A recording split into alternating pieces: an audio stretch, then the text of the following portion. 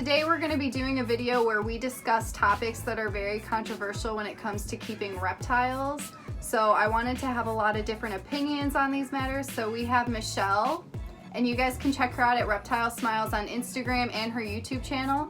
And then this is Caitlin. You can find her at Allicator on Instagram. So the very first topic is frozen thawed versus live for feeding your snake. So Michelle, do you want to start?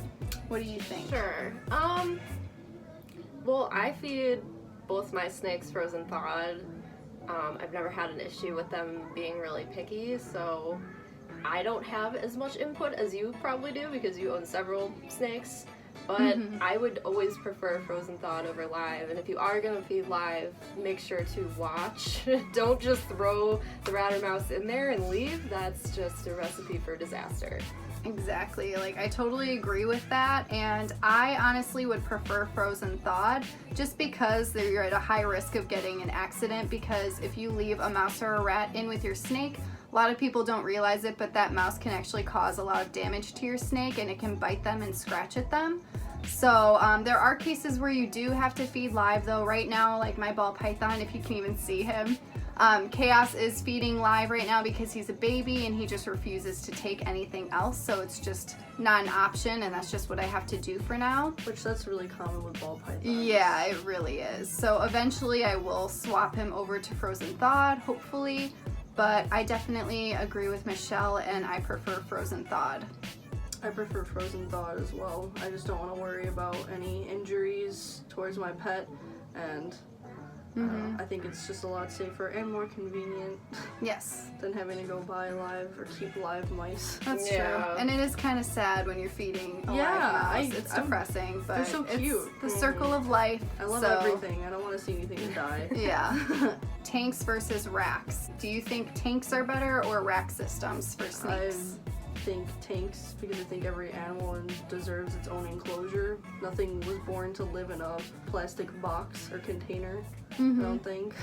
I mean, at least have decorations. Like, I see lots of the racking systems, like lots of people don't have anything in there. Yeah. And that I don't agree with. Like, if you have an actual setup, then it could be okay depending on what kind of snake you own and, you know, what they kind of acquire. Yeah, because I have seen some rack systems where I think that it is suitable for the animals, and that is because they actually do give them like the enrichment that the animal needs and plants around and stuff, but the basic setups where it's just paper towel and a water bowl is pretty depressing. That's cool. It can work for ball pythons though, because ball pythons really don't do much, as you can see. It's just a ball. But I still would prefer to give them more enrichment and let them climb around and adventure and give them plants and such, but that's just my personal opinion. No, I absolutely agree. I prefer tanks or like open front enclosures where, like my corn snake for example, he's always out and about, he's always exploring, he utilizes every inch of his 40-gallon enclosure, so I would just feel, you know, not very good if I put him in a tub. I feel like I'd be depriving him of that, you know, ability to just go wherever he wants and explore.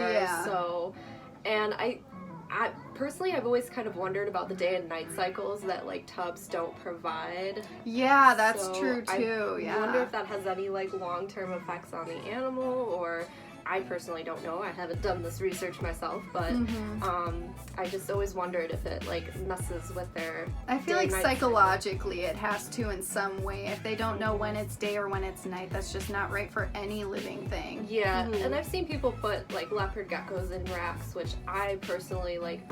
I'm not a big fan of that because my leopard geckos, you know, they're very, you know, dawn and dusk, they're out and about and they're doing their thing, and I feel like they don't really get that like sense when they're just in a dark enclosed space. Yeah, I totally agree with that too. I also don't put your blue tongue skink in a racking system. That bothers me. Just don't do that. No. Seriously, please. No, my blue tongue loves like watching me do my thing in the reptile room and just is always curious and likes watching what's going on around him. So they are very similar to bearded dragons. Yes, they really are. This is wild caught versus captive bred. And so I personally, if you want a pet, I think you should always go captive bred. A lot of people are very against wild caught. Wild caught is not always a bad thing though. If you're introducing new bloodlines into a species in captivity, that can be something that's really beneficial.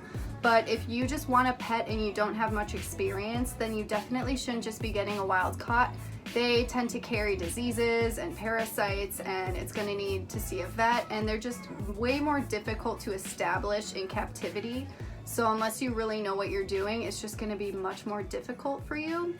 So that's just my personal opinion on it. Michelle, what do you think? Well, like, obviously, like, threatened or endangered species, never okay to, wild caught. That's not cool. As far as, like, introducing bloodlines, I totally understand that, as well as trying to establish a species in captivity.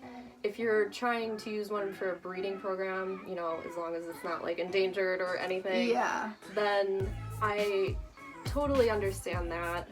Or I would like to clarify, like, if their habitat is being destructed and you need to bring them in for breeding purposes, I understand that too, like what zoos do with conservation.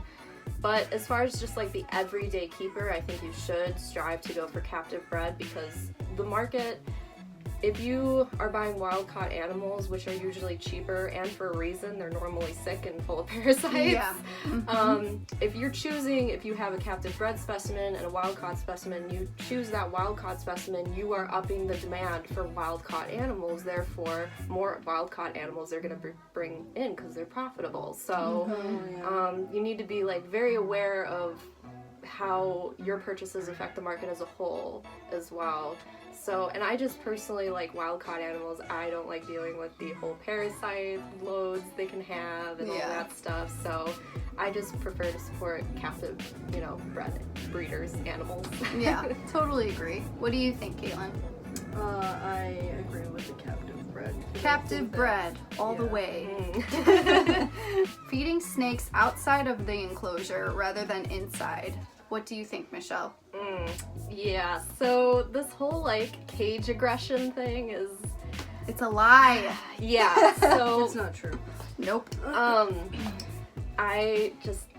It's just moving your animal to feed, especially a snake, like that's just gonna stress them out. Like imagine eating a huge meal and then having someone pick you up. Like it's not it's not comfortable at all, and it ups the chance of them regurgitating that meal, and that can just lead to health problems in the future. But I've been feeding my boa constrictor inside his enclosure for over 10 years now, and I've never had this cage aggression issue. So I believe it's a complete myth, and if you're worried about being bit, I hate to say it, we'll take cautionary, if you take a mouse or a rat out to thaw and go and hold your snake, your hands are going to have that scent, so you are more likely to be bit. But just take those precautionary measures, and if you're worried about being bit by an animal, don't get it, because I'm sorry, but like anything with a mouth can bite, so just be prepared to be bit, whether it's food related or not. And then one thing I'd like to point out is that if you're moving the snake to feed with that logic, they would associate you taking them out with eating time. Yeah. So you would think, every time that you take them out, whether you're feeding them or not, they're gonna be like, oh, it's food time. So with that logic, that's, kind of how it would work. So I completely agree, and all of my snakes I feed in their enclosures. They are not aggressive, and when you own snakes, you can read their body language. You can tell when they're hungry, when they're looking for food. Like, it's just so much easier to care for them. So it's totally just a myth, not true. So just feed your snakes in their enclosures. For people that are worried about substrate, you can put down a paper towel or something. Or don't feed the rodent wet, because then the substrate can stick on it. So maybe just use dry. That's pretty much it. Or put like a paper towel down or something. How do you thaw your mice out? I thaw mine out with water. I feed all mine with water. Okay, yeah, so do I. But I use Eco Earth, and Eco Earth can't affect your snake. It's not gonna... I mean, they digest bone. They digest an entire mouse. A little substrate isn't gonna do anything. As long as your temperatures are all good. So make sure your husbandry is on point as well. Caitlin, what is your insight? Where should you feed your snake? Oh, right. In the tank or in its enclosure. I don't take it out to feed. I just feed it in there. And every time I reach in, he never strikes at me right away. Like, I've never had any issues with my snake ever trying to strike at me when I go to reach in there. So, and also misting like you do before you grab them, so they know you're about to handle them. That works. If you're nervous about it, you can spray them and let them know that you're not about to feed them. There are ways to let them know like you're gonna handle them rather than feed them, so just little tricks like that can help out. Bioactive versus basic setups. So basically this is just a personal preference. It's whatever you want to do. I think Bioactive is awesome, but it can be actually it's lower maintenance, because when you have Bioactive, it's basically its own ecosystem. As long as you're keeping everything moist, there's really not much you need to do other than spot cleaning. And then if you're just using paper towels or something, it's spot cleaning again. So it's totally up to you, and Bioactive gives the animals more enrichment, and it's just more naturalistic for them. So if you can go Bioactive, I think that you should, just because it's better for the animal. But that's just my opinion, and you could go either way. So Caitlin, what do you think? Bioactive or like natural, not naturalistic, like plain basic setups, like paper towel? I think Bioactive is obviously always better. Whatever's closer to its natural habitat is obviously going to be better for it. So, yeah, I agree with you. I think that, like, I love Bioactive. I've been actually exploring more Bioactive, like, things I can do with my reptiles, because I keep a lot of them on paper towel, like my leopard geckos, my crested geckos, all of them. But I'll tell you one thing, the Bioactive community is kind of intimidating. Like, they are very, like, I joined a couple Bioactive Facebook groups, and these people are, like, very passionate about Bioactive. They will annihilate you. Yeah, so, they need to chill. Yeah, I think if you want to look into Bioactive, you do need to make sure your temperatures are on point, everything. There's a lot of elements that go into going Bioactive that I personally believe the average keeper is unfortunately not willing to do. And this is, I wouldn't consider us average keepers. I'm talking about people that, go to PetSmart or Petco just to get it, the very average reptile keeper. So I think if you're experienced enough, you know signs of illness, if anything goes wrong or you're not doing something correctly, if you know those signs and know how to spot them, I think it's something you can get into. But like I said, it's not for everybody. I do understand why people do put their animals on paper towel or tile or, kitchen liner. I understand that. It's easy to clean. That's why I do it for my bearded dragons, because they poop a lot. So, I mean, it all depends on the person's situation. For me, their experience, it's totally up to you as a keeper, but you're also responsible for doing the proper research so the animal's okay. What do you think about loose substrate? Caitlin. I didn't know that was like. Zoe keeps tickling my arm. Loose substrate like Eco Earth, sand. What do you think about calcium sand? What do you think about that?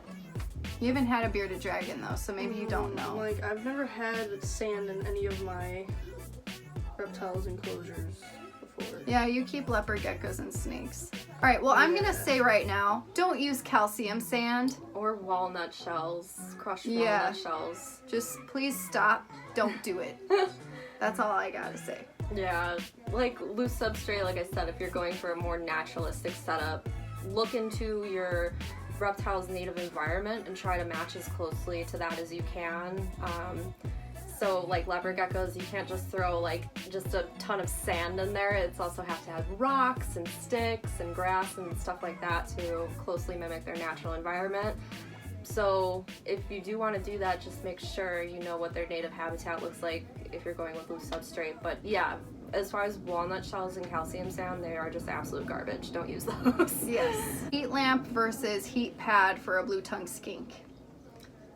Go for it. I think we're both going to agree because we both have very similar situations where we both started out not using a heat lamp because, when you research them, they say, you just need under tank heat. You don't necessarily need a heat lamp. But as soon as I gave mine one, he was basking under it a ton and was just a lot more active, so I felt really bad for not giving him one before. But now he has one. I would just highly recommend giving your blue-tongued skink a basking site because they love it. And I have the same exact situation. I feel so bad for depriving Chancho of that basking spot for so long because he just had a heat pad. Like you just see a complete change in the animal. They just seem so much happier. So definitely heat lamp. Yeah. Like, oh my god, lights. Do reptiles enjoy being handled, Caitlin? Do reptiles enjoy being handled? Yes. I think some do. I think some definitely don't. But I think each reptile definitely has their own personality, and I think some do enjoy being held more than others, even within the same species. Like, you might have one crested gecko that really doesn't like being held, and one that is totally a sweetheart. Yeah. So I think it just depends, but yeah, I think that they enjoy interacting with humans. I think it seems like they kind of tolerate it. But I do notice, like, it seems like some animals, like some snakes, like, they are adventurous and they do like to come out. Like, my bearded dragon loves to come out. Like, they just need it. So there are some animals, but most of them are just like, fine, I will tolerate you and I'm not gonna bite you, but that's pretty much it.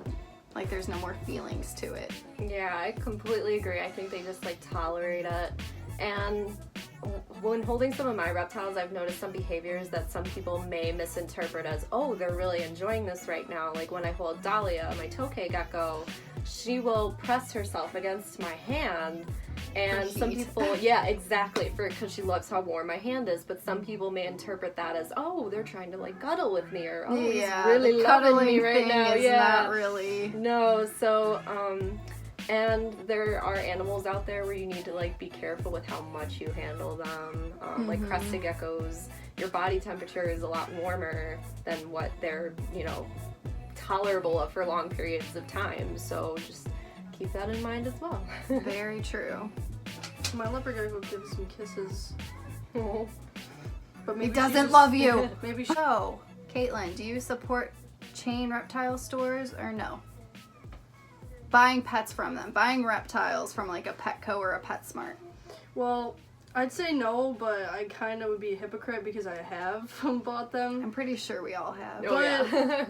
I mean, would you continue the way I to do look that? at it though is like I'm saving them. That's how I like to see it. But I don't. I can understand that, but then you're also supporting for more people to do that, and you're keeping the business going. But I don't want them to die. So I understand. There is a huge, like, you guys both make really good points where people are like, well, if you save or buy that animal, it's just going to be replaced with a new one.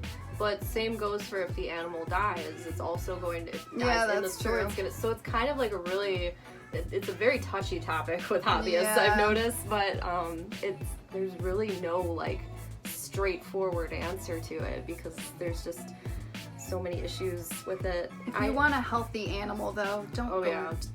Well, the thing is, though, I mean, people like your basic PetSmart, Petco shoppers. Most of them don't even know about the expos or like personal breeders. Like they think that that's the only way you can purchase those animals because they don't know. It's not like they advertise it on TV or anything. You only see commercials that's so true. for like PetSmart and Petco. You don't see anything for actual breeders, so that's why people are just oblivious that they even exist. Yeah, absolutely. I mean, I have 2 leopard geckos that are from PetSmart. Luckily, they're both healthy and everything, but I personally would not buy from PetSmart again. They do have, though, adoptable reptiles where they waive the fee, usually because the animal had some sort of issue before, but usually they take care of it. I'm not going to say they always do, but there are ways to adopt from those stores for, no fee, so you're not financially supporting them. But personally, I would just not buy a reptile from them. I would rather support small breeders that focus more on their animals because big box pet stores, they get their reptiles and a lot of their animals from basically factory farming facilities, almost like where it's just, the animals are commodities, they're not animals. Yeah, very true. Buying versus adopting from rescue. So you talk about this, Michelle. So, well, there are, some types of animals that you're less likely to find at a rescue, more uncommon species, but as far as like, bearded dragons, leopard geckos, ball pythons, like there's a rescue local to here, which is an amazing rescue. Just put your head where that sun thing is. There you go. Just go up there. I'm gonna get close. No! Just I don't stay. I can't keep my head right here the whole time. Hey guys, what's up? Hey guys. This is Bowie. Alright, let Michelle talk. She's talking. No, it's okay. Oh yeah, no, sorry. We're all good. So there's a local reptile rescue near here called Friends of Scales, and they're an amazing rescue. And if I were looking for, your everyday like keeper kind of animal like leopard gecko, ball python, or whatever, I would definitely adopt through them. And people are like, oh, well, I can't find all the crazy morphs and stuff at rescues, and actually sometimes you can. You'd be surprised by what rescues end up with, just by either ending up with animals that were seized by the police or just surrendered or found or whatnot. So I would personally always recommend, if you have a animal in mind that is commonly sold altogether, like to look at a rescue instead, just because you're supporting that rescue and by adopting from them, you're opening a space for a new animal to come in and be taken care of. And also rescues are very good if they're a credible rescue. That's a whole other topic, but if it's a credible rescue, that animal that you're adopting should have veterinary records. It should have been all taken care of. So that's a huge plus of adopting, is that it has had its checkups, its health check, and you should have some sort of documentation of all that. Yeah, that's awesome. I want to go there now. So breeding rescue reptiles or breeding unknown genetics. This is another one that you wanted to talk about. Yeah, so go for it. Breeding rescues or just unknown genetics, the two kind of tangle in with each other. I find it to be a terrible idea, just because there could be underlying issues in their genetics that could pop up if you don't know them. Like, what do you mean unknown genetics? Like basically pet store quality. Like they have Okay. no lineage. Like if you buy a leopard gecko from PetSmart and you plan on breeding it, PetSmart doesn't keep track of what the genetics of their reptiles are at all. So you never know what you're getting, or if there's any underlying health issues that may present themselves in like down the road from when you adopt that animal, because sometimes neurological issues or other issues can take time to show themselves in animals.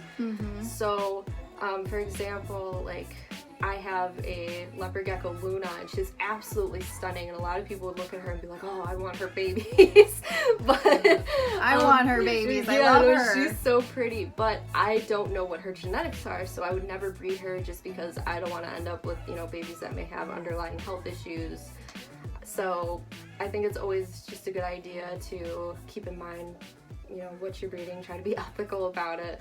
Also, the controversial morphs such as enigma leopard geckos, spider ball pythons. That's our next topic. Yeah, there we go. Continue. You never know if those can be like in your animal or not if you don't have any lineage. So. Yep. But yeah, what do you think about I the think enigmas? you need to stop breeding for those animals, because that's totally not fair to breed an animal that has genetic issues just because you think it looks pretty. Yeah. That's so unfair to the animal. And you've always been telling me about the silky bearded dragons. Like, that's so sad. They have horrible skin issues. They can get sunburn from their UVB, which they need to live, but at the same time they're just suffering for their whole life. Yeah, and they have major shedding issues, and not a lot of people want to put in the extra time and effort it takes for the very like what's the to word take I'm care of their looking for? skin. Exactly, like all that Their extra sunburn. care. Like bearded dragons in themselves are a lot of work, but if you have one with like more issues, it's just a ton of work, and not a lot of people are willing to put that in. But and then lemon frost leopard geckos, that was a very in the last few years pretty recent morph that has been shown to be very prone to tumors and other issues. And people are still breeding them because they're like, maybe I can find some genetic loophole that will make them okay So or let's healthy. make more sick animals. Exactly. It's not worth like find if there is a No. loophole. To me, it's not worth finding it because you're making so many other animals suffer, which is just for a visually appealing animal. That's just such. I agree. Yeah, that's just so unethical. Materialistic people. That's what that is. They're like materialistic, but with pets. Yeah, exactly. Very last one. Is it moral to keep reptiles as pets? Caitlin, you're just a sunbeam. I'm heavenly. Oh my gosh, the rock is moving! Yay! Chaos is out. She's so cute. Oh my god. That's the real angel. Right there. Her in the sunlight. Oh. No. What was the question? Is it moral to keep reptiles? Yes. Why do you think that? Do you think it's bad to just take them and we're just having them in these tanks? I mean, they probably die a lot faster in the wild, I think. Like, we're giving them nice homes and we're giving them love and care. Well, some hopefully. of us. Yeah. Some of us, the right ones. Yes. The people that are doing it right. You know, I think that they have a very happy life and there's nothing wrong with what we're doing. So yeah, I think it's okay. I agree. I think it's also morally like acceptable because when you have animals like this, I've noticed like ever since I've gotten into reptiles, I now like to educate about them and get other people interested in them, and then that just sparks more like inspiration in others, and then that can help with the conservation status of a lot of these species too out in the wild. Yeah, I think for me, like growing up and interacting with animals and having reptiles as pets really led me to where I am today, where I'm just extremely passionate about reptiles in general. And without having them as pets or personally owning them myself as a kid, I don't know if I'd be where I am at today, like as far as how far my passion has gone with them. So I think as long as you're doing proper research and you're giving them correct setups and everything, like I don't find it like bad at all. I encourage the people, if you want to get into reptiles, definitely like look into different options because there's one out there for everyone in my opinion. Oh yeah, I mean for sure. There's just so many to choose from. So, but they're just great animals to keep, and they're all so different from each other. It's really cool. Yeah, they changed our lives and they brought us together. Yes. They're the best. So that completes all of the questions. If you guys can come up with any other questions, leave it in a comment so that way we can just continue the discussion. So thank you guys for being here. No, anytime. Yeah. So thank you guys for watching and have a wonderful day.